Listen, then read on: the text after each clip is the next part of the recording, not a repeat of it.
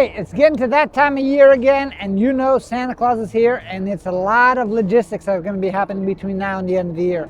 This is one of the highest paying times for truck drivers simply because of all the different gifts that are going to be purchasing for my holiday, Santa Claus. Now, that being said, there's a lot of checks that we have to do as a professional truck driver. So in this video, even dressed as Santa Claus, I'm going to show you how to stay safe on the road and make sure that your air brake system is working properly. Now, as things get busier, it's super important that we do not miss the basics that we're going to teach you here at Driving Academy, the best CDL school in the country, to make sure that you're safe with your CDL license and to make sure that you're making as much money as possible.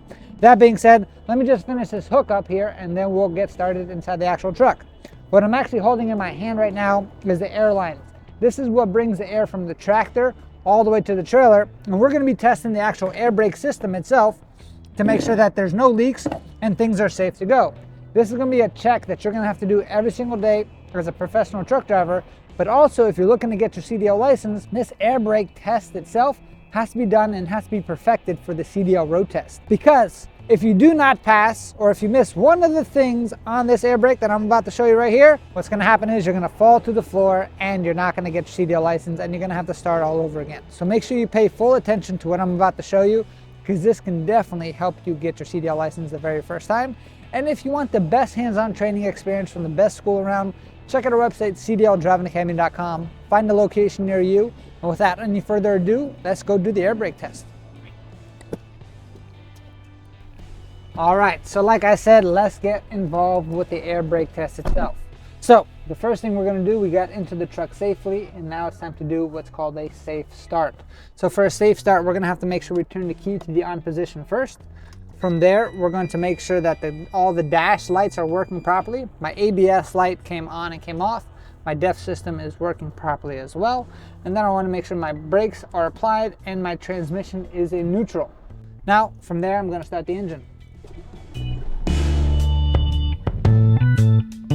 Alright, so now that my engine is working, the first thing I have to do is make sure my air pressure rises, and I want it to get to about 120 to 140 psi. I'm going to give it some gas and then the engine can actually move faster. What it's actually doing is going to be filling up air pressure into our air tanks to make sure that the air system can work properly, because our air brake system must work with air. A very easy thing to remember is if you have air in the system, that means you can move. If you have no air, that means you're blocked. And if you heard that sneeze happened right around 120 psi, so we are good to go there. That means our compressor is working. From there, we're going to shut off the engine. I'm going to turn the key to the on position. And because it's an automatic vehicle, I don't have to put it into first gear. If it was a manual, I would make sure I put it into first gear. All right, so after the air pressure is full, we're going to release both brakes. I'm going to let the air pressure stabilize. Then I'm going to put my foot on the brake. And I'm going to have to wait 1 full minute. That means a full 60 seconds, and I cannot lose more than 4 psi since we're in a Class A vehicle or a combination vehicle. If we were doing this test on a Class B, the answer would be I cannot lose more than 3 psi in this 1 minute. So I don't have to bore you just waiting a minute. We're going to assume that the whole minute has passed. So I did not lose more than 4 psi in this 1 minute. At that point, now I got to check my warning system. So I'm going to pump on the brake until I got to about 55 psi, and my air brake and low warning light is actually on, as you guys can see right over there. From there, I'm going to continue to press on the brakes, and if you look on right over here, these parking brakes are going to pop out. So these parking brakes should pop out anywhere between 45 and 20 psi itself. So we're going to keep pumping, pumping, pumping, pumping, pumping, pumping. And we have 2 air tanks, so we have to make sure that both air tanks go all the way down. We got 1, we got 2, so these have popped out at the proper pressure right over there. And that pretty much completes the first part of our air brake test itself. From here, now we have to build the engine back up, because now we have to do what's called an Incab inspection. So to build the engine back up, I'm going to do a safe start, make sure that the brakes are pulled out, make sure we're in neutral, turn the key to the on position, and then let everything reset one more time. From there, we're going to turn the engine on. So we're going to let the air pressure build up. I'm going to give it a little bit of gas, and then we get rid of the buzzer. So we're going to show you what that looks like right over there. And now once this buzzer comes out of this red Once this gauge comes off the red line itself, that means that the buzzer should be coming out. So we're going to continue to give it some gas, and we want to make sure that we're not over revving the engine. So this is what it looks like. Now this is super important to do for your test itself. You can talk over the buzzer if you choose to on the test, but it makes it a lot easier if you don't even have to deal with the buzzer when you're dealing with an examiner. One of the cool things about being a student here at Driving Academy is that some of our locations actually have what's called third-party testing sites available included, which means that you're actually going to get tested by a Driving Academy employee, which means you don't have to go to the actual state itself. So make sure you contact the location on our website, cdldrivingacademy.com, to see if that location offers third-party testing, or do you have to go to a DMV test site itself. So now there's no more buzzer, time to do the in-cab inspection. Now it does not matter what order that we're going to be doing it in. The first thing we're going to be checking is going to be our lights. So our left turn signal is working, our right turn signal is working, our high beams are working, our headlights are working, and then our four-way flashers are going to be right over here, and they're working as well. Our windshield is clean and clear with no obstructions or illegal stickers.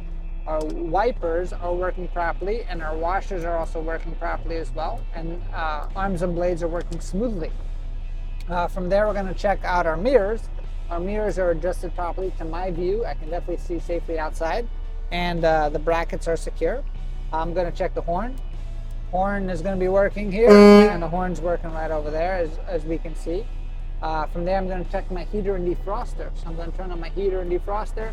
I want to make sure that I'm physically checking the heat and defrost underneath to make sure that everything is working properly, which it is, especially on a cold day as it gets closer and closer to Christmas time, right?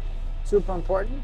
From there, we can do extra checks, right? So we can check our steering wheel, make sure that's working, but we want to check our emergency equipment.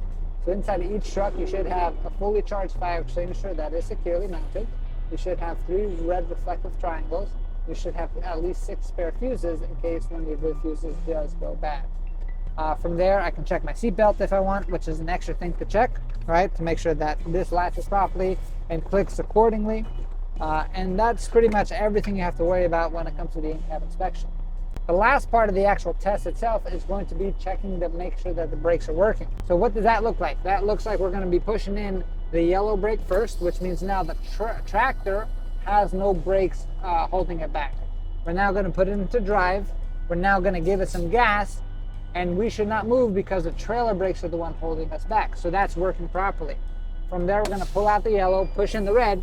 So now we just made it opposite. So that means the tractor brakes are engaged and the trailer brakes are released.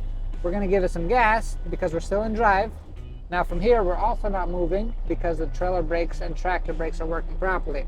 Now we have to test our service brakes, so we're going to pull up about 5 feet or so, and then we're going to press our foot on the brake itself. Now when our foot is on the brake, we're testing our service brakes. So we're just going to pull up a little bit, as we see right over here. All you need is a little bit, and then I'm going to press my foot on the brake, and boom, we stopped, and the wheel did not turn to either side.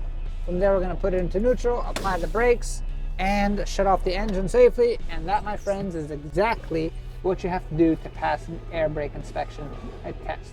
Now, like I said, if you miss one of those items, super important that you do not miss it, because you can fail. One of the biggest things that actually fails students is going to be this key right over here. There's a portion of time where I turn the key back to the on position. If you don't do that one step, you're going to fail because none of the gauges are going to be working inside of your truck, and that's a no good thing, right? So this is my gift to you guys as Santa Claus as we get closer to the holiday season. My wish for you is that you get yourselves on the road to freedom. Our mission here as a company is to help 1 million people get on the road to freedom with their CDL license. And in order to do that, you have to go and get your CDL license. So find a location near you, check out our website, cdldrivingacademy.com. We're open up 7 days a week, which means we can work around any kind of training schedule that you do need.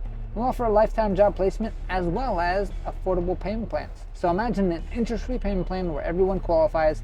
All you need to get started is $500 down, and we could work out an interest-free payment plan for the rest.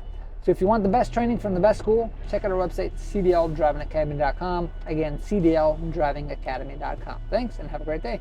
Hey, thank you so much for watching this video. If you like it, make sure you hit that like button. Also, subscribe to our channel. It's really going to help us out. Click on that button.